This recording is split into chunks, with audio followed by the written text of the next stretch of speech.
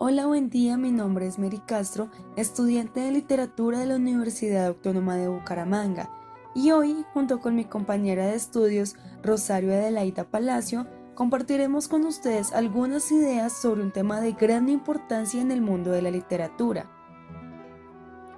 Nuestro propósito inicial es entregar información, pero especialmente despertar en ustedes interés y deseos de profundizar en la temática de la crítica literaria. Cuando se piensa en el crítico literario, surge una primera inquietud, y es la diferencia existente entre el escritor de una obra literaria y un crítico literario.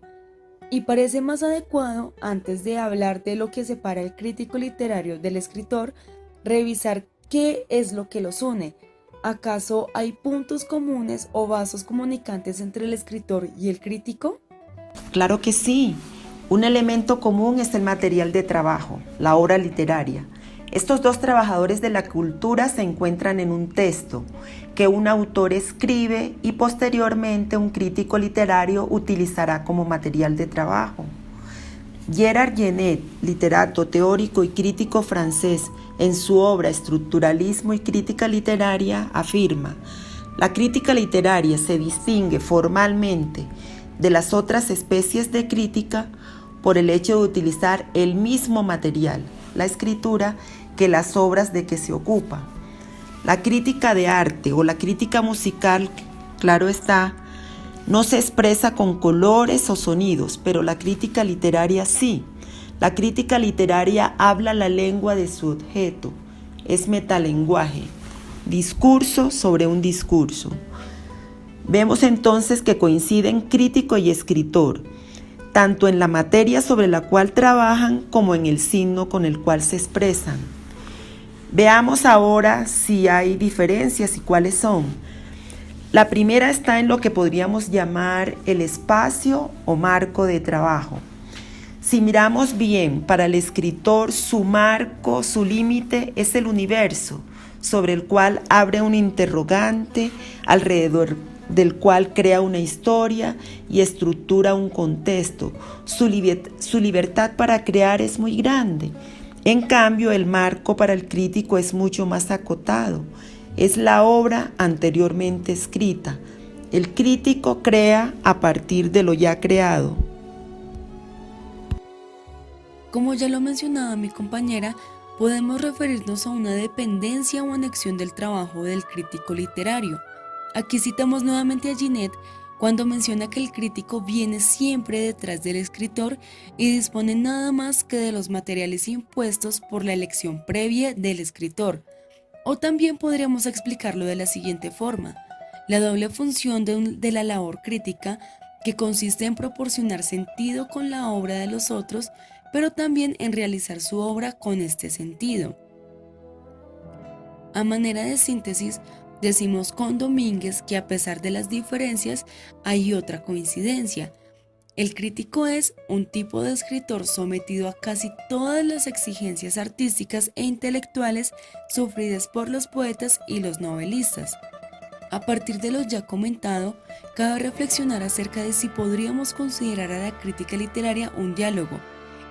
Y la respuesta nos la brinda Todorov en su obra Crítica de la Crítica, quien de manera contundente afirma: ahora bien, la crítica es diálogo y tiene todo el interés en admitirlo abiertamente. Encuentro de dos voces, la del autor y la del crítico. El mismo estudioso también refiere que la crítica dialógica habla no acerca de la obra, sino a la obra, o más bien con la obra.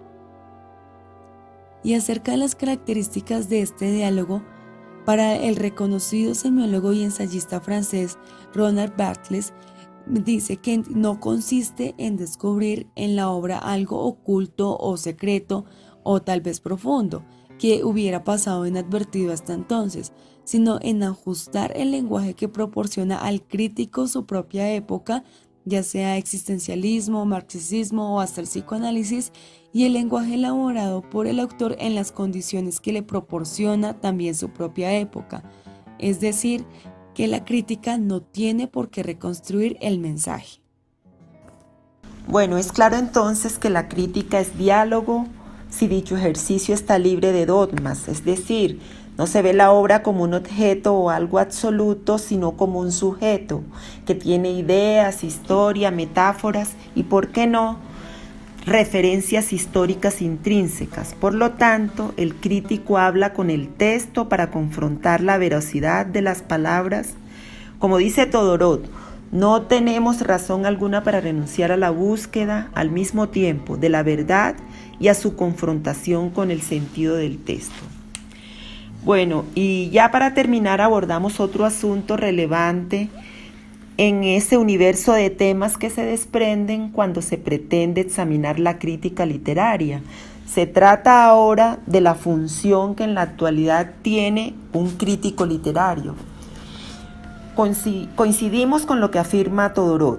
Si en la crítica hay dialogismo, entonces la posición de un crítico también es de confrontación, análisis y discusión para ampliar esa historia que el escritor dejó cerrada, por así decirlo, y expandirla y escudriñarla para comprender ese mensaje que hay más allá. Y Domínguez refuerza ya no referente a la expansión de la obra. Él nos dice: el crítico atiende con el ensayo la novedad y renueva la tradición. Además, el crítico ejerce el juicio sobre las obras del resto de los escritores utilizando su mismo lenguaje. A manera de conclusión, es importante recalcar que cada obra literaria tiene más de un sentido y es función de la crítica develarlos. Además, la crítica y sus posibilidades de recreación y de donación de nuevos sentidos y hallazgos anima y enriquece el sistema literario. Y tal vez lo más importante, el crítico opina sobre los valores estéticos y narrativos de una obra literaria y da con ello apertura a un diálogo con los lectores y en general con el sistema de los libros. Bueno, esto es todo lo que queríamos compartir. Gracias por su atención y nos volveremos a encontrar nuevamente en torno a otros temas y siempre alrededor de la literatura.